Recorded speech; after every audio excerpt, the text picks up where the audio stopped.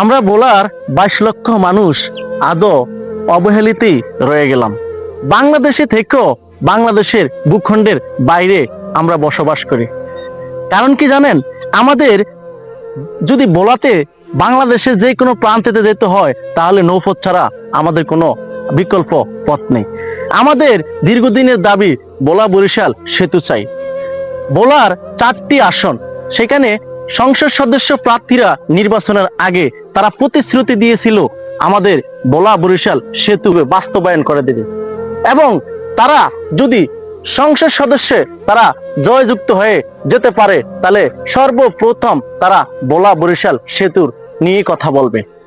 দীর্ঘ 1 মাস 15 দিন হয়ে গেল, সংসদ সদস্য কিন্তু অনেক ধরনেরই কথা হয়, কিন্তু আমাদের বোলা 22 লক্ষ মানুষের অবহেলিত কথাগুলো কেউ তুলে ধরলো না।